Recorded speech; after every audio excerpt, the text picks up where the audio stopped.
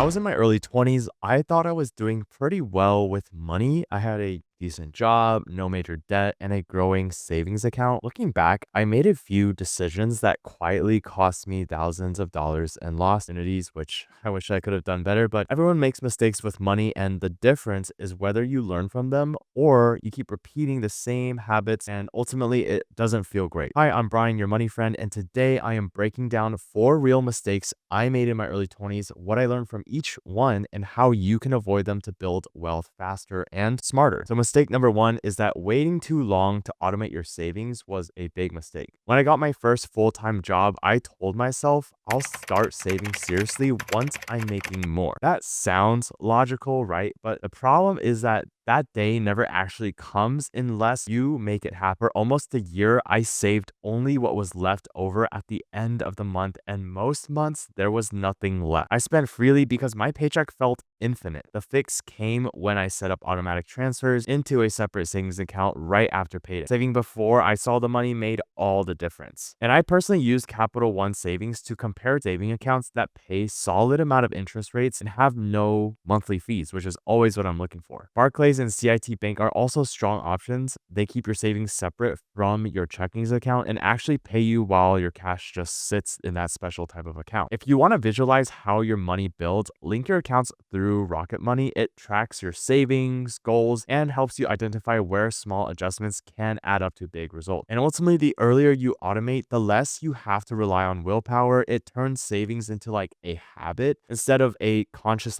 decision you have to make every single week, which can get pretty repetitive and annoying. Mistake number two is ignoring my credit score. When I was 21, I did not think much about credit. I paid my bills, used a debit card, which I don't use anymore, and figured that was enough. Then one day I closed my old credit card I had since college because I quote unquote wasn't using it. A few weeks later, my credit score dropped almost 40 points. That's like years and years of work just gone. That single decision affected my ability to qualify for better cards, even impacted my car insurance rate eventually. Credit history matters more than most people realize. Lenders, landlords, and even some employers look at it, so be sure to get that up. A long history of responsible credit use builds trust and opens so many opportunities that I can't even count on my fingers. If you are new to credit, the fix is absolutely really simple. Start small and build slowly. Tools like Kovo make it easier to establish credit safely. Kovo reports your payments to major bureaus so you can build history without taking on real debt. Now, once you have established your score, monitor it regularly. Apps such as Rocket Money can track changes, alert you to credit inquiries, and help you stay on top of your financial picture. Now, good credit is not about luck. It is about small, consistent habits like paying on time, keeping balances low, and maintaining older accounts in good stand. Now, mistake three is chasing every investment trend. And let me be honest, in 2021, I was the guy buying every trending stock and crypto token I saw on social media. Dogecoin, penny stocks, random tech startups, you name it. The thrill was, I will admit, it was exciting, but until the market shifted, I learned the hard way that investing without research is just gambling with better branding. It took losing a lot of money to understand that wealth is built through consistency, not adrenaline or hype. The fix was learning to focus on proven long-term strategies. If you're starting to invest, consider platforms such as Vanguard, TD Ameritrade, or Interactive Brokers. These are trusted for diversified index funds and ETFs with low fees and strong educational tools. For anyone interested in crypto, I recommend starting with reputable exchanges like Coinbase, KuCoin, or Crypto.com. You can start small and use features that allow reoccurring purchases, and this creates the habit of consistent investing rather than emotional trading. If you want to analyze markets and follow trends responsibly, TradingView offers great charting tools that can help you understand data instead of chase headlines. Really, this ultimately allows you to do a lot of research. Now, long-term investing is not about trying to get rich overnight. It's about letting time and compounding do the heavy lifting for you. Now, mistake number four is not tracking my spending. For the first 2 years after college, I thought I had a solid handle on expenses. Then one day I looked through my statements and I realized I was wasting over $300 every month on random takeout, unused subscriptions, and impulsive purchases. And that realization really hard. I was not broke, I was just unaware. The fix ultimately is awareness. When you know exactly where your money goes, you can redirect it towards what truly matters in your life. I started using Rocket Money to categorize every expense. It shows you what you're paying for, how your spending trends month to month, and what you can cancel or reduce. It takes less than 5 minutes a week to just check it out and make sure that everything is going well. But that awareness changed how I think about money really like in the long term. If you run a side hustle or freelance, consider keeping your personal and business transactions separate using like really business banking or Relay. And having clear records helps you stay organized during tax season and makes it easier profits and your expenses. And budgeting does not have to mean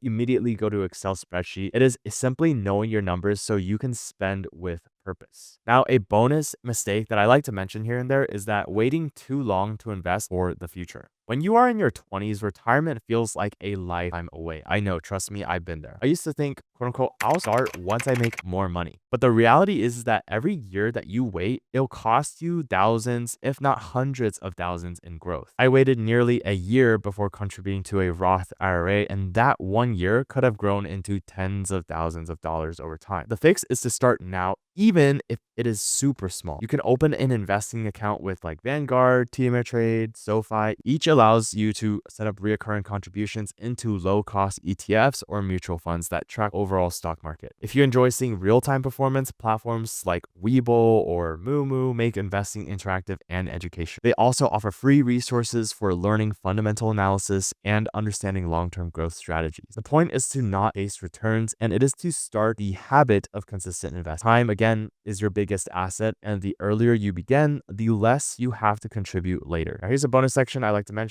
Comparing investing styles. When you start investing, you will hear a lot of advice. Some people swear by passive index investing, others focus on individual stocks or even crypto. There is no single right answer. What matters is your own personal comfort level and your ultimate timeline. If you want a hands-off approach, companies like Vanguard or any other broker out there can make it super easy. They have things called target date index funds, and that automatically rebalances your portfolio for you as you retire. So as you go from a young person to a much older person, it'll automatically rebalance it so that your portfolio is less and less risky. Now, if you enjoy researching and choosing your own investments yourself, interactive brokers or like Schwab provide excellent tools for analysis and long-term portfolio building. And if you want to explore the world of digital assets carefully, you can diversify small portions through Coinbase or crypto.com while keeping your main investment in a more like traditional stock market. The more you learn about how these systems work together, the more confidence you build in your overall finance. Now, here's a quick recap of everything that we've covered. Number one is to automate your savings early so it becomes a habit, not an effort. Number two is to build and protect your credit by staying consistent and never ignoring your score. Number three, invest steadily instead of chasing short-term trends. And number four is to track your spending so you know where every single dollar goes. Number five is to start investing for retirement as early as possible. Each one of these mistakes taught me that wealth is less about income and more about structure. Now, once you have all these systems in place, your money starts working for you automatically. And as for final takeaways, mistakes are part of everyone's financial journey. The goal is not to avoid them entirely, but to learn faster and recovering smarter. If you can fix just one of these mistakes this month, whether automating your savings or finally starting your investments, you will be miles ahead of most people your age. I'm Brian, your money friend. Thank you for watching. If this video helped you, tap like, subscribe, and share with someone who wants to get their finances together before the end of the new year. With that, I'll see you guys in the next one.